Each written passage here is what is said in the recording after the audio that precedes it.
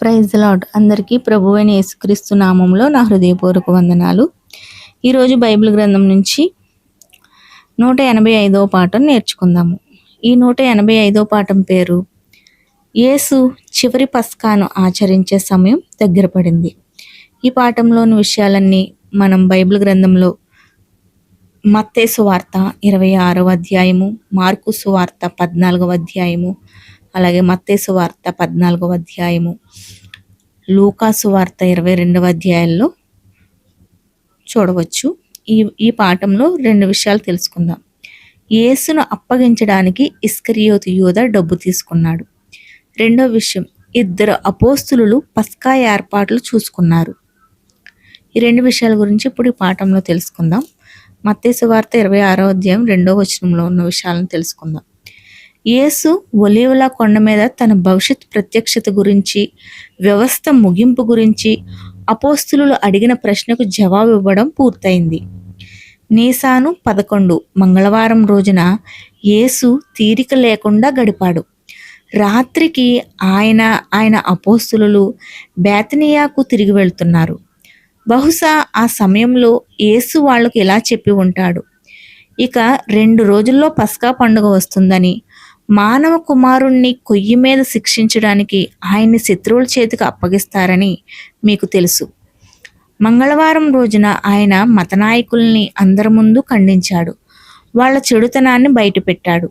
దాంతో వాళ్ళు ఆయన్ని చంపాలని చూశారు. అందుకే నీసాను 12 బుధవారం రోజున యేసు ఎవ్వరికీ కనిపించకుండా తన అపోస్తులతోనే ఉండి ఉంటాడు.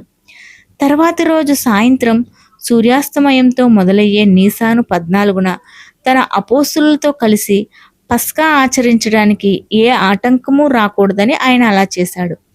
కానీ ముఖ్య యాజకులు, ప్రజల పెద్దలు మాత్రం పస్కా పండుగ దగ్గర పడుతున్నా ఆయన్ని ఎలా పట్టుకోవాలా అని ఆలోచిస్తున్నారు. వాళ్ళు ప్రధాన యాజకుడైన కైపా ఇంటి ఆవరణలో కలుసుకున్నారు. ఎందుకు? యేసు తమ చెడుతనాన్ని బయట పెడుతున్నందుకు వాళ్ళు చాలా కోపంగా ఉన్నారు. వాళ్ళంతా కలిసి యేసును కుయుక్తితో బంధించి చంపడానికి కుట్ర పన్నుతున్నారు.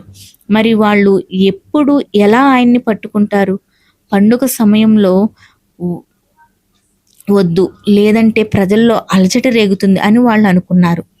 చాలామంది ప్రజలు యేసును నమ్ముతున్నారు కాబట్టి వాళ్ళు ప్రజలకు భయపడ్డారు. ఈలోపు ఒకతను ఆ మతనాయకుల్ని కలవడానికి వచ్చాడు. అతను మరెవరో కాదు, యేసు అపోస్తుల్లో ఒకడైన ఇస్కరియోతు యూదా. తన యజమానికి నమ్మక ద్రోహం చేసేలా సాతాను అతన్ని ప్రేరేపించాడు. యూదా ఆ మతనాయకుల్ని ఇలా అడిగాడు: ఆయన్ని మీకు అప్పగిస్తే మీరు నాకు ఏమి ఇస్తారు? వాళ్ళు సంతోషించి అతనికి వెండి నాణేలు ఇస్తామని చెప్పారు. 30 వెండి నాణేలు. అప్పట్లో ఒక దాసుని ఖరీదు 30 షెకెళ్ళు. ఆ మతనాయకులు యేసుని ఎంత హీనంగా, విలువలేని వాడిగా చూస్తున్నారో దాన్ని బట్టి అర్థమవుతుంది. యూదా ఇక అప్పటి నుండి చుట్టూ జనం లేనప్పుడు యేసును వాళ్ళకు అప్పగించడానికి సరైన అవకాశం చూస్తూ ఉన్నాడు. బుధవారం సూర్యాస్తమయంతో నీసాను 13 మొదలైంది. యేసు రాత్రివేళ బేతనియాలో ఉండడం అది 6వ రోజు, ఆఖరి రోజు కూడా. తర్వాతి రోజు పస్కాకు సంబంధించిన చివరి ఏర్పాట్లు చేయాలి. ఒక గొర్రెపిల్లను తీసుకొచ్చి దాన్ని వధించి నీసాను 14 మొదలైన తర్వాత దాన్ని పూర్తిగా కాల్చాలి. మరి వాళ్ళు పస్కా భోజనం ఎక్కడ చేస్తారు? దాన్ని ఎవరు సిద్ధం చేస్తారు? ఆ వివరాలేమీ యేసు అపోస్తులకు చెప్పలేదు.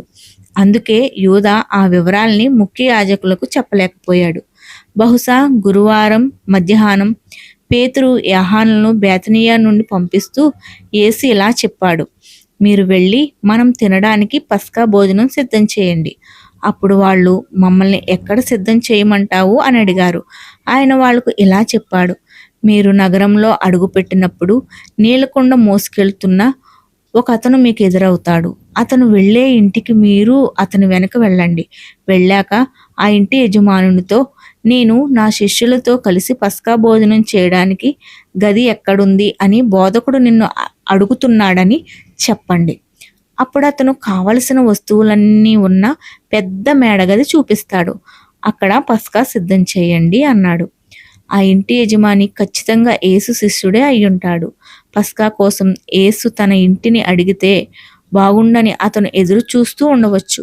పేతురు యోహానులు యెరూషలేముకు వెళ్ళగానే అంతా యేసు చెప్పినట్లే జరగడం చూశారు. దాంతో వాళ్ళు గొర్రెపిల్లను సిద్ధం చేశారు.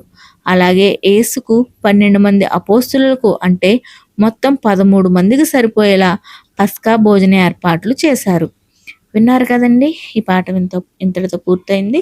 మరొక వీడియోలో మరొక పాఠం తెలుసుకుందాము. తర్వాత ఏం జరిగిందో తెలుసుకుందాం. ఈ పాఠం ఉన్న ప్రతి ఒక్క బిడ్డని దేవుడు బలపరిచి దీవించును గాక. ఆమెన్. God bless you.